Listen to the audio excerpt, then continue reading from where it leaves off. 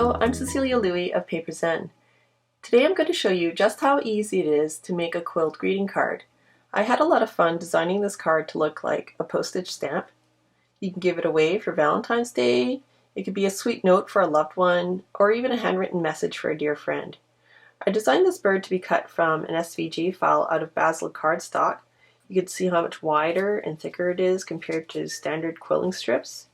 And when you cut your own strips, you're not going to have a rat's nest of leftover supplies.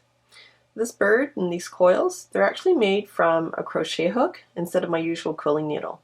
When I'm done, I'm hoping you're going to see that quilling can be fun and easy. So in your files, you're going to find this template that you can print at 100%. It's going to help you figure out which elements here correspond to which strips are here. And after I cut out my strips, I tend to like to put them on top of my template to make sure I've got all the strips in the right order and I've got all the right pieces. You can see here I've labeled A with body, so you can see that right there. And let's start off with body first. So I've got two perforation marks here, and I'm going to ask you to fold along those marks. And when I fold, I'm going to make sure that I feel with these fingers that these edges here are aligned, because you don't want to fold a little off, because that's going to make your job when you go to glue your quilling down on your surface. You want these edges to all be straight and flush to your surface. So if you can imagine, it's going to be a little off and it's going to make it harder to make it look all seamless. So I'm going to overlap these two ends and glue them together, and that's how we're going to form the bird's body. So the glue that I like to use is Aleene's Original Tacky Glue, and I'm going to be using a fine tip nozzle to apply it. And I tend to store it in a shot glass with a moist paper towel at the bottom to prevent it from drying out and clogging. So I'm going to overlap these two ends and hold it until it's dry. I like Aleene's because it's not wet and runny like children's kind of glue. So that's our body. And I tend to park it on this template, so I've got, as I go, the elements kind of go on top of there. So the next one is the wing. And I'm going to show you what I do with how to create that curl. Now this is what I call softening my paper. I'm going to hold the paper between my finger and my tool and just drag it across. It's the same thing as curling ribbon. And do you see how it's straight here? I want to flip it around and do the same thing.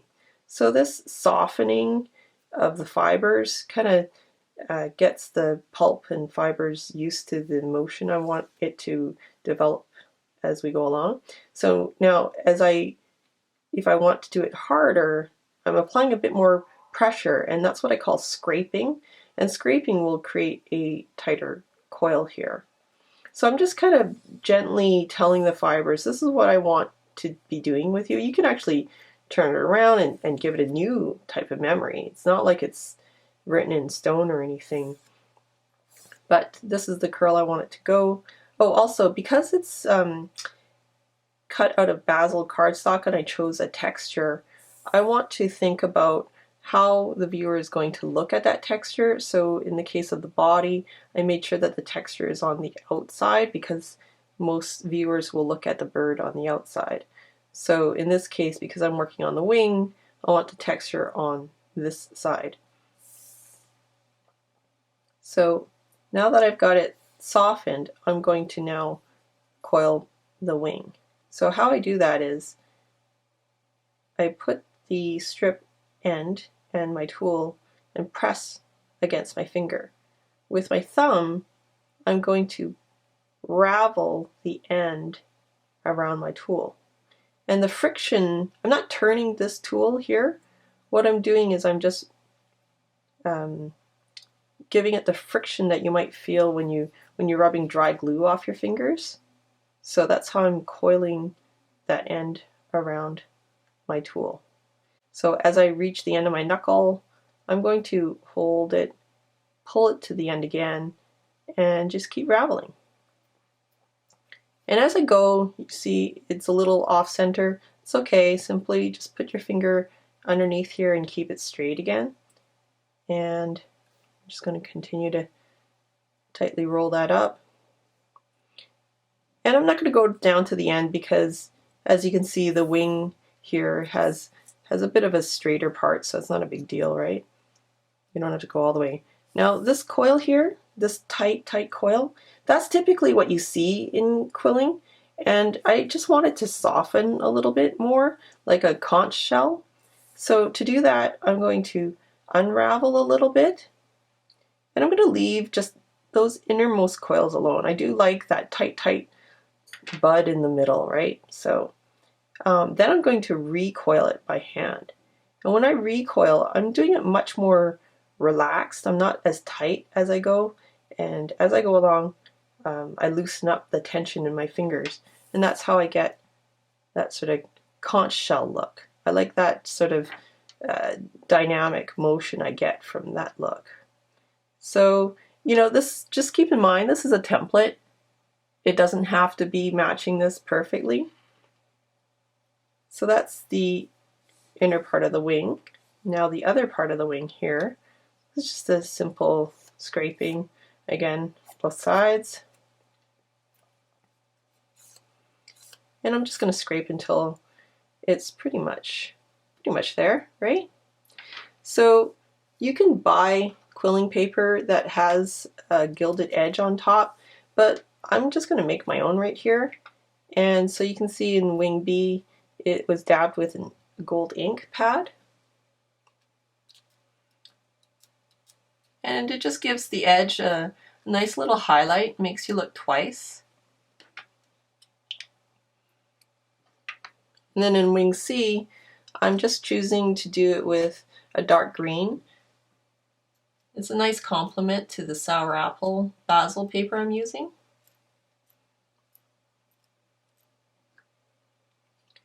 Now typically for these kind of inks, of course, they're still wet. You want to typically let it dry, but for the purposes of this video, I'm just going to continue working with it. So I'm just going to dab a little bit of glue right in the corner, just a tiny bit. I'm going to touch the wing with my tweezer and just going to insert it in there.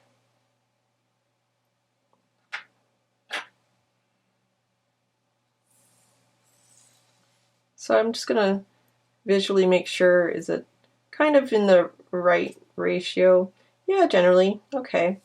So do you see where those two are about to touch? I'm just going to dab a little bit of glue in between there.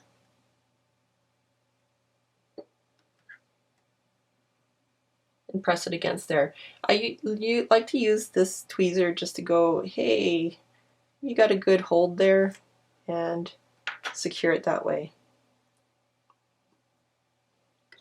So for this wing, because these areas already have glue there, but I need it to be right on the edge of this guy, what I do is I dab a little glue on a piece of card, or in this case it's a piece of plastic, and I'm just going to dab both ends.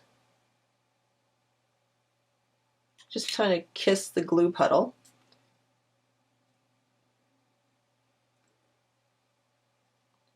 Insert one end.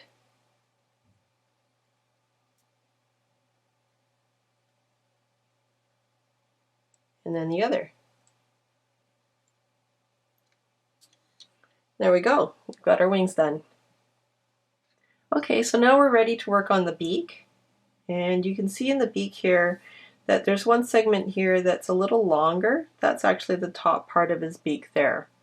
So I'm just going to fold along that perforation into a zigzag back and forth.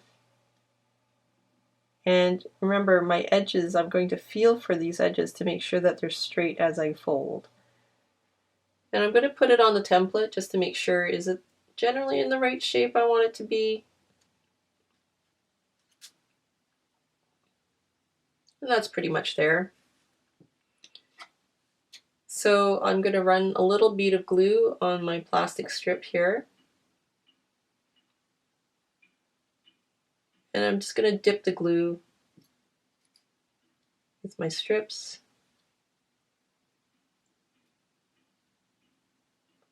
Let's just make sure it's the right shape again before I apply.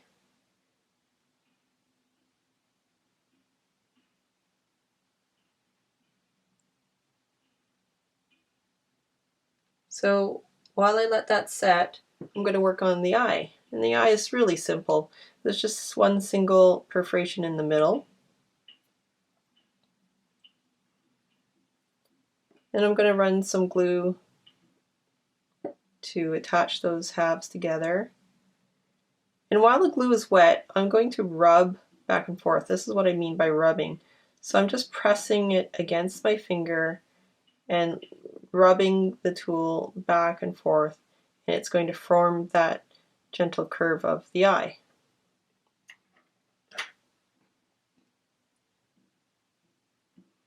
So then to the tails. So I've got tail G and tail F. This is G, and you can see here in G that there's a longer portion in that, and that's for this part here. So I'm going to fold along the perforation here. And you can see how the tail is coiling outwards. So that's what they call a V scroll. So I'm just going to soften, and because my fingers soften in the same direction, I'm going to just flip this around to soften it again. So that's generally the shape I want it to be. And then I'm going to coil both ends. And I'm going to leave, the last bit of it alone because we just need the ends to be coiled.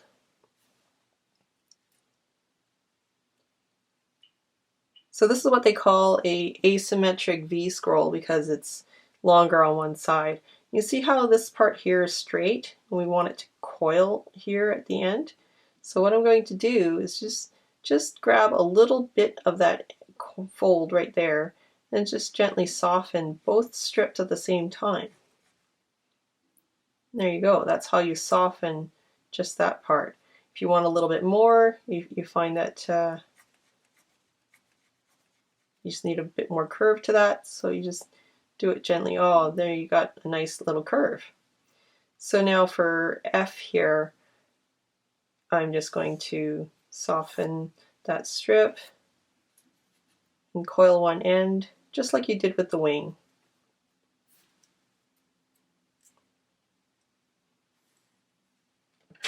And then I'm just going to recoil that. So that's going to sit inside here, like that.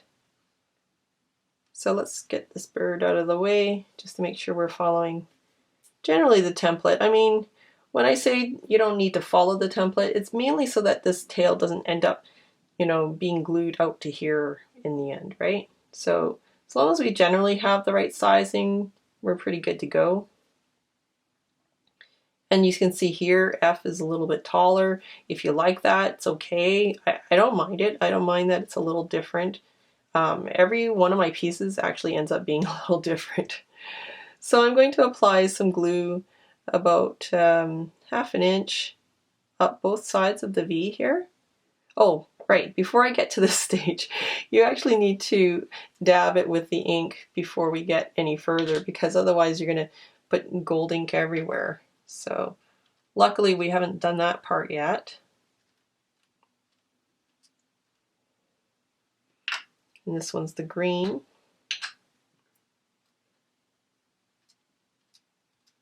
Because, birds, they like to be pretty. So luckily my glue is not dry yet.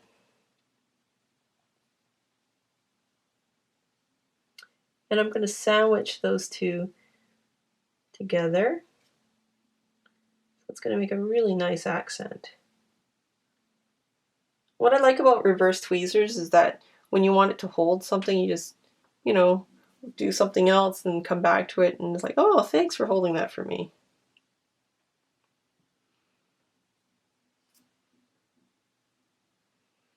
So to glue the tail to the bird, so we've got a nice thick end right there.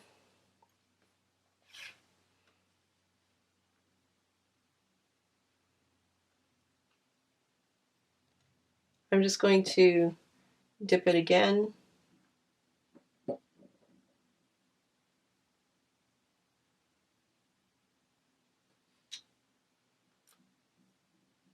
And attach it to the body. You can see where that's meeting up here. I'm just going to grab my usual quilling tool. You can actually use a toothpick and pick up some of that glue and just gently pry these two coils apart, dab it in between and put them back together again. And I like to use the nose here to just pinch that section together. Same thing when it comes to these two coils here. Because they're separate right now, it's going to make it easier if you actually attach the two together. So I'm just going to pick up a little bit of glue. That's a bit much. I usually keep some tissue around, but drag off a bit. So that's more of how much I want. And I'm just going to slide it between where those two coils are going to touch.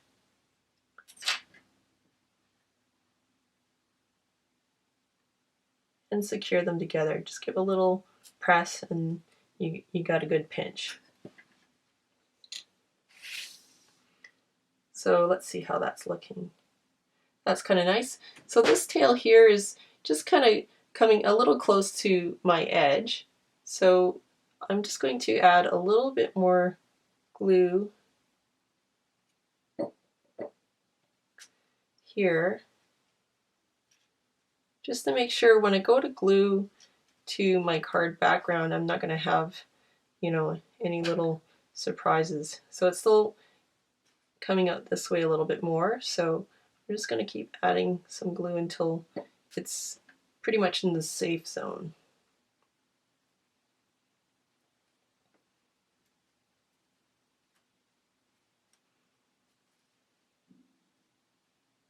There we go. So when I'm making my little envelope, it's really easy. I just fold in the sides, fold the bottom, and I've got quite a lot of overlap here, so I would just dab some glue here, and for the purposes of this video, I'm just going to pretend it's dabbed, and of course the top flap comes down, and I just seal it with a little kiss. Now when it comes to working with lettering, I tend to like doing lettering out of vinyl because there's just so many little pieces. I've got some transfer film, and you know what? I actually like to press that against some t-shirt or something to pick up some lint, because I find it sometimes a little too tacky. So this is quite a good amount of tackiness for me right now. So I've picked up all the letters here. Now I find that when I'm trying to adhere it to something as small as this, I'm almost got it, but it's quite centered, and I end up moving this guy. So I've got a trick for that. This is my very well used mat. It's very, very low tack by now. And I just put it down here, and it's not going to move now. It's so much easier to center my words, and it's just so well behaved. So when I go to remove my lettering, there's actually a way that I do that. I remove it at a very acute angle, and I have this piece of plastic here to basically keep the lettering down. So let's see if I could show this better. So I'm keeping it at a very acute angle when I remove that. And this way I just find that the lettering stays down. It doesn't pick up and stay with my vinyl transfer, except for things like that. Dot of the I, but you just try not to move it around as you go. And that's how I do it. So if you don't want to work with vinyl, that's okay. I've also got paper versions. Now normally when you cut letters out, you always have these little tiny pieces and you're wondering, oh, where did that piece go? Is it facing the right way? It's so finicky to deal with, and that's why I normally use vinyl. But if that's not the option for you, then I also have the cut file where you can just lay this one on top. And the beauty of this one is that there's actually yet another file that allows you to lay that one on top. So now you've got all those pieces showing through nicely. And there's quite a lot of leeway here, so all you have to do is center it in the file, and you can move it around quite a bit as when you glue. Now if you're wondering, why does my paper look kind of like that? That's because when I tried to cut my red, it wasn't quite what I wanted. This one here I believe was origami paper, so it's really thin, it tore here. This paper was not cutting so cleanly here. I did have paper, it was, I don't know, I guess it was too thin.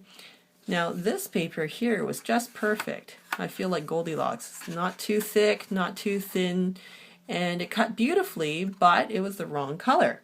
So how do I deal with that?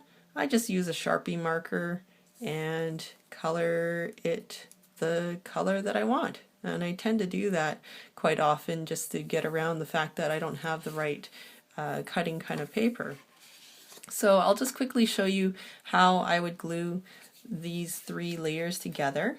And whenever I deal with things that have a lot of holes, so I'm just using some scrap paper, so I'm going to dab and not smear my glue stick across here because I don't want any of that glue to get onto the front.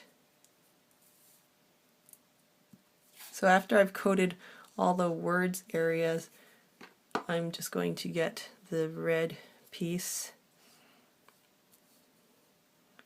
centered. And there's quite a bit of leeway for you to move it around. And again, well, normally you'd let that dry, right?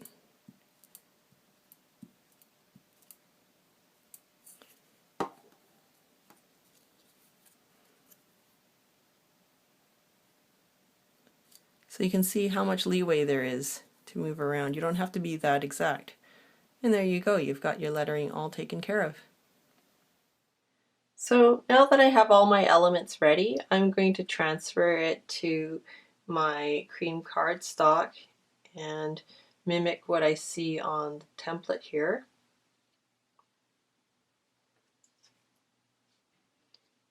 And I do this because when I go to glue, I use the other elements as a visual reminder of where I want things to go. And that way I'm not left with any surprises when I go to glue, you know, one piece down, it's not shifted over or something. So I'm just going to take the envelope, just set it down for now, and I'm going to start with the You've Got Airmail first. And because this is text weight and it's got so many open spaces in it, I'm going to use glue stick with that and pretend that you're going bingo. You're going to dab rather than smear, because when you smear, you're going to dig it underneath those edges onto the front, and that's just not going to look so pretty, right?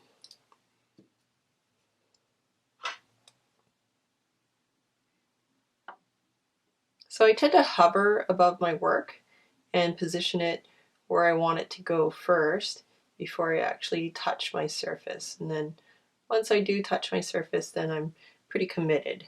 And you know, if it's moved since then, oh well, you live. So now to do the quilling of the bird, I'm just going to visually let this envelope be here just to remind myself, okay, don't go too far to the right of the bird.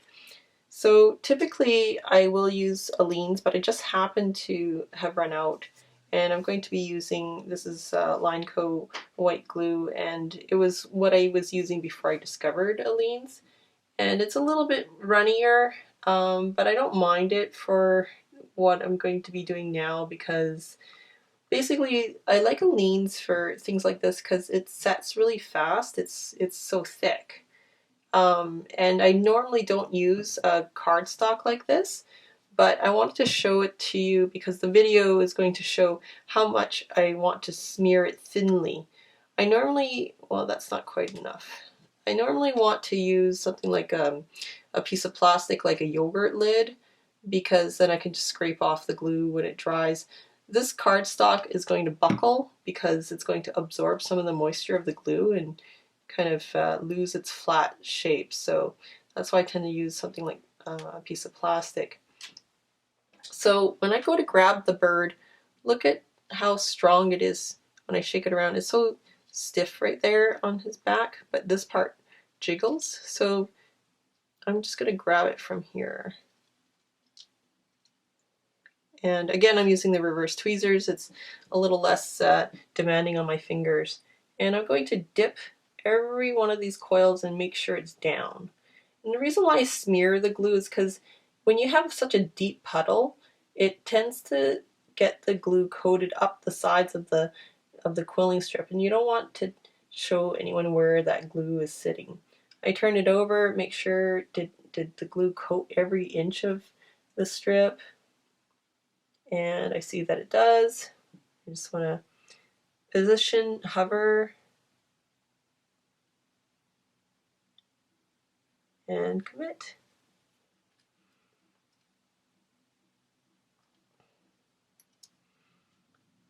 Then for the envelope, because that edge is going to be touching the card, I'm just going to dip that edge here.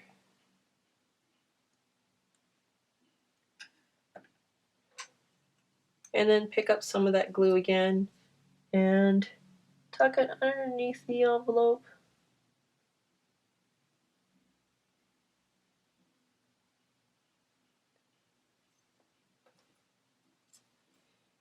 And I actually had, this is another take, but I actually had another eye and I used it up on another project, so I'll just quickly form another one here just to finish it off.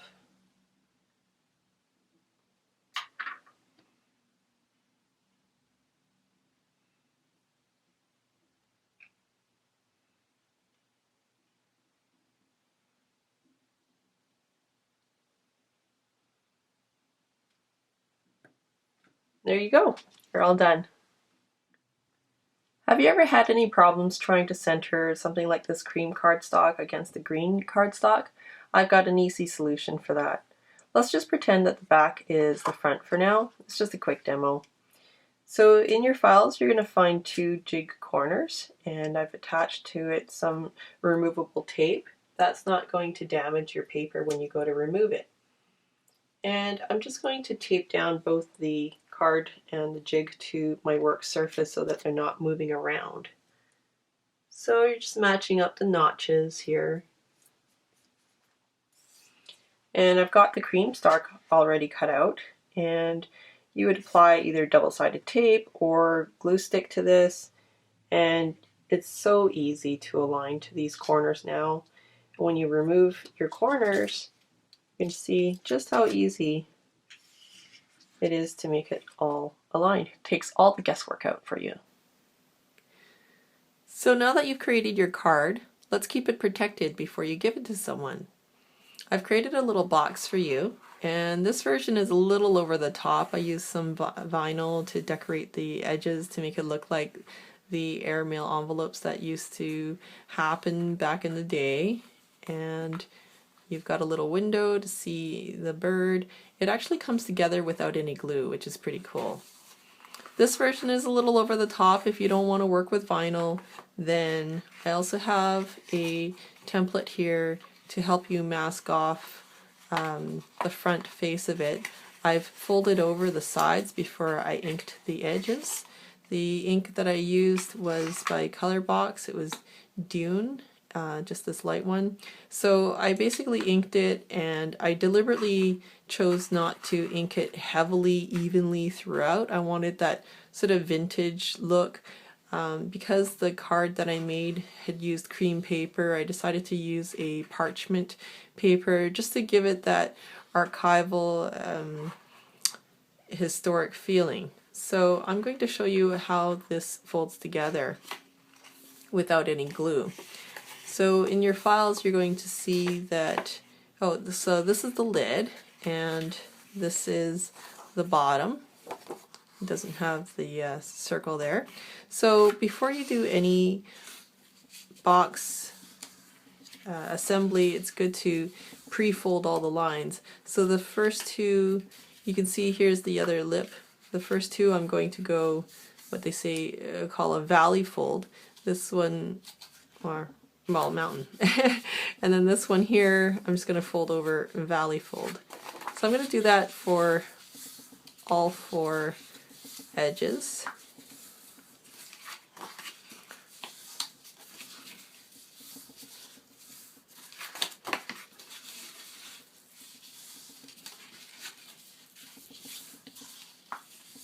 And then you're going to see that the corners are here, so they're just a 45 and they're going to tuck in like that so that no one sees it on the outside when you're complete. It's just pretty seamless.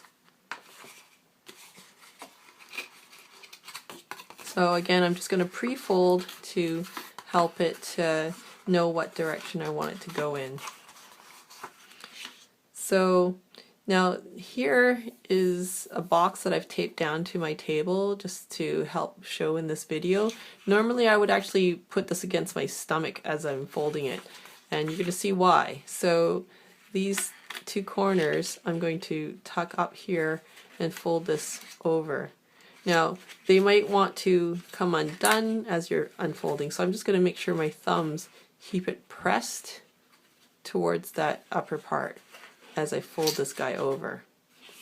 So this is the part where I would put this one against my stomach and do the other side so it doesn't come undone. And it will come undone until you actually go to lock it in place. So this one's a little bit finicky, but it's worth the effort. So then now it's going to lock in place because this one here, this is the part with the lip, and I'm going to push that in place, and now those flaps are all locked in place. So the reason why I want to keep this part undone just yet is because this lid actually hinges into the bottom. So I'm going to pre-fold the lid part in place, and this one's a little easier because I actually took it apart.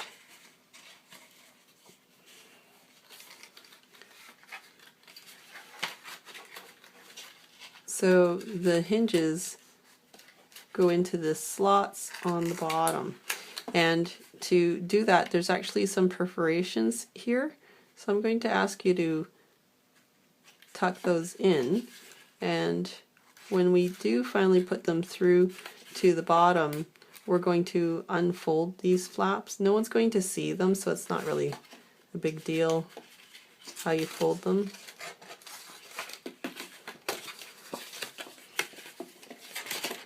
It's a little finicky, and I'm not sure why. I consider it a point of pride to be able to assemble a box without any glue. I consider it my misspent youth doing origami, I guess. And it's a little tricky here, but I don't know, I guess it's kind of fun for me.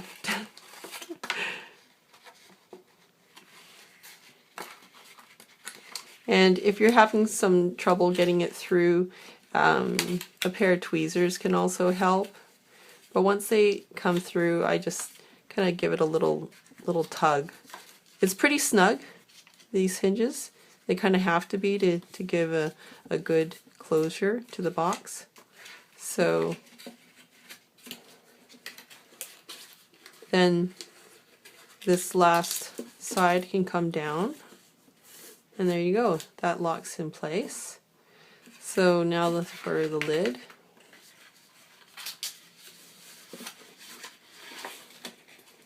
And this is probably the trickiest part,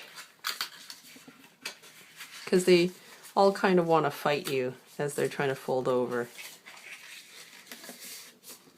And you know, the 45s, the corners, if they happen to tuck under a different flap, it's not a big deal actually. It doesn't really matter.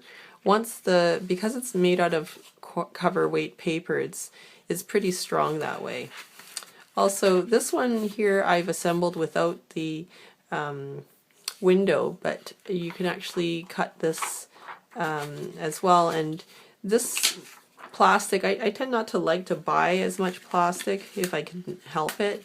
So this is actually the protective sheet that goes on top of my adhesive mat when I buy my mat. So I just keep those lying around, and when I need to use it for a project like this, it comes in handy. So you can do it with or without a window, and I've got it cut to fit just a little bit smaller than the window itself. And there we go. There's your box.